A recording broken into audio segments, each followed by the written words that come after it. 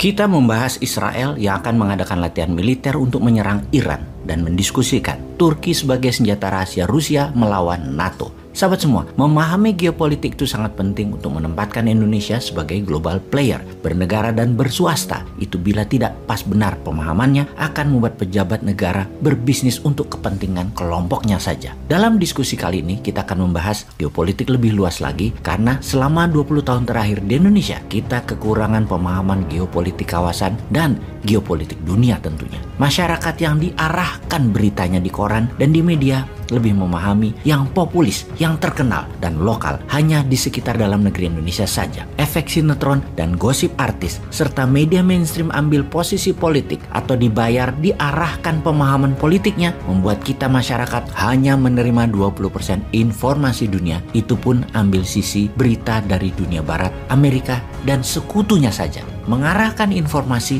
memang sudah terjadi dalam 20 tahun ini, khususnya beberapa tahun belakangan ini. Ini semua kesengajaan strategi politik penguasa dan hal itu wajar. Misalnya, kita masuk sebentar ke dalam negeri. Tentang 2 tahun lagi kekuasaan akan pindah tangan. Maka pejabat saat ini, penguasa saat ini sudah mulai mengarahkan dukungannya ke Ganjar dan Erik sebagai pasangan 1 dan 2 di tahun 2024. Secara populis, Pak Ganjar cukup mumpuni. Secara finance, Erik cukup mumpuni. Dan hal ini penting untuk mengawal kesuksesan politik 8 tahun menjabat selama ini. Sekali lagi, hal ini baik dan wajar. Secara partai, Partai Merah gerah walaupun mendukung ucapan ojo ke susu atau jangan buru-buru memberi dukungan. Namun dalam hati Partai Merah, jagoan gue Mbak Puan kok nggak didukung? Pastinya dalam hati Partai Merah ngerendeng, ngomel. Jadi walaupun Partai Merah mendukung secara kata-kata itu yesterday, kalau future ke depan Partai Merah dalam hatinya sudah punya jagoan, Mbak Puan. Kegiatan pejabat bersafari politik mendukung Ganjar Erik kemarin membuat ketidaknyamanan panjang ke depannya di Partai Merah. Di sisi merah ada juga sekarang yang akhirnya realistis, mending pasang Anies Puan daripada Prabowo Puan. Nah loh,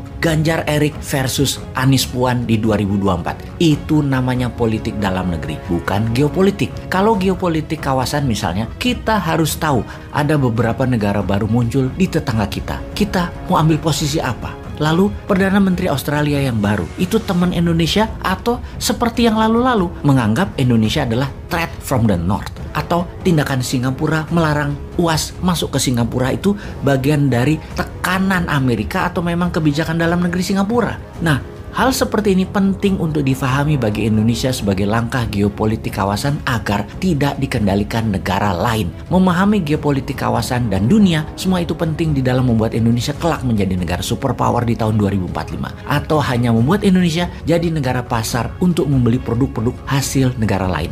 Atau juga hanya jadi negara penyuplai bahan baku mentah seperti selama ini. Indeks manufaktur dan produksi industri hampir dikatakan tidak tumbuh. Hasil tambang, pertanian, dan perikanan kalau tidak diolah sebagai bahan jadi atau bahan setengah jadi, ya tidak ada nilai tambahnya. Jangan mengatakan kita GDP-nya meningkat dan besar kalau penghasil GDP tersebut adalah perusahaan FDI asing dan usaha milik oligar. Jadi bersama channel ini kita memberikan wawasan tambahan, mungkin sedikit namun tujuannya agar sahabat menyadari potensi Indonesia yang belum digarap sempurna karena lemahnya memahami geopolitik luar negeri negara dan bangsa lain. Kita harus paham bagaimana Botswana, Switzerlandnya Afrika bermain di antara konflik dan negaranya tidak punya laut alias landlocked tapi bisa menjadi negara terkaya dan tercepat pertumbuhannya dalam 40 tahun terakhir. Memahami negara Nigeria, Tiongkoknya Afrika yang memfokuskan negaranya menjadi negara digital terdepan. Memahami mengapa negara-negara Nordik, negara utara Eropa kaya-kaya. Karena apa? Padahal tidak punya sumber daya alam. Memahami 5 negara Asia Tengah, memahami langkah Saudi dengan Aramco-nya, memahami gejolak di negara-negara selatan Pasifik, dan memahami kekeringan di Amerika Latin yang selalu membuat politik dalam negeri kawasan tersebut selalu ribut dan memilih menjadi penyuplai drug, obat-obatan terlarang seperti dilakukan juga oleh Thailand, Tiongkok, Myanmar, dan Afghanistan juga. Ketika Iran dalam beberapa bulan ini meningkatkan bantuan senjata ke Hamas di Palestina dan Hizbullah di Lebanon, maka Israel mulai menjadi agresif. Israel adalah negara kecil dengan wilayah hanya sebesar Pulau Madura, dikelilingi 18 negara musuhnya secara ideologi. Maka untuk terus hidup, Israel menggandeng Amerika dan Inggris selalu di belakang mereka. Jadi tidak heran di kawasan Timur Tengah tersebut Amerika dan Inggris selalu bercokol dengan dalil kendali atas minyak bumi dan gas alam.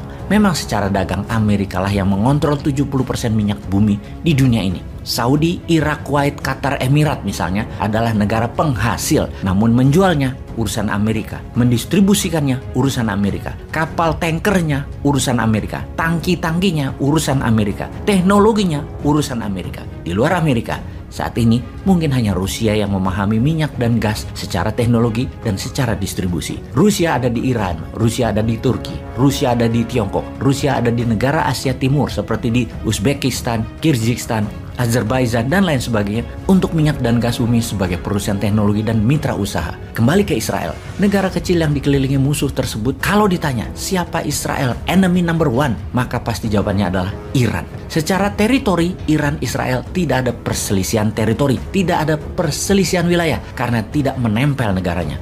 Permusuhan Iran dan Israel adalah permusuhan ideologi. Keduanya sudah tahunan saling mengancam dan saling membunuh menggunakan operasi intelijen di banyak negara atas pejabatnya masing-masing. Bulan lalu, Ibrahim Raisi, Presiden Iran, terang-terangan mengancam Israel yang sedang menekan Palestina. Dan apa reaksi Israel kali ini? Israel mengadakan latihan perang-perangan di gurun dan menyatakan dengan jelas latihan perang ini untuk menyerang Iran. Codename operasi Israel kali ini disebut Chariot of Fire, di mana latihan perang ini mirip dengan drill atau tindakan militer Rusia sebelum masuk Ukraina, terbesar dalam sejarah Israel karena seluruh tentaranya dan pasukan cadangan wajib militer warganya ikut simulasi perang kali ini. Apa sesungguhnya tujuan Israel? Satu, sebagai pembiasaan high level readiness, kesiapan perang level tingkat tinggi. Dua, meningkatkan kapasitas tentara Israel. Dan ketiga, menyiapkan tentara Israel dan warganya untuk multi-front war dan perang jangka panjang jika semua ini terjadi. Israel mengatakan persiapan ini penting dan wajib dilakukan karena ancaman Iran makin meningkat karena memang Iran berencana menyerang Israel di masa Ibrahim Raisi ini serius digarap. Di mana jelas Raisi mengatakan Iran siap menyerang Israel kapan saja Iran mau lakukan. Just one wrong move Israel, Iran serang. Sementara di Yerusalem, sejak 2 bulan ini tegang. Suasana perang warga di bawah ancaman laras senjata Israel. Latihan militer itu akan diselenggarakan 29 Mei 2022 ini, di mana pasukan Amerika dan Inggris, bagian dari latihan perang tersebut, sudah hadirkan kapal induk, jet fighter, pesawat pengisi bahan bakar di udara, dan 3.000 tentara. Bahkan Joint Force Chief Army atau Panglima Tentara Gabungan Amerika mengirim Michael Kurilla akan ikut hadir dalam drill militer latihan perang kali ini. Sahabat, pesan apa yang kalian terima dengan informasi kali ini? Lalu, Indonesia harus bagaimana?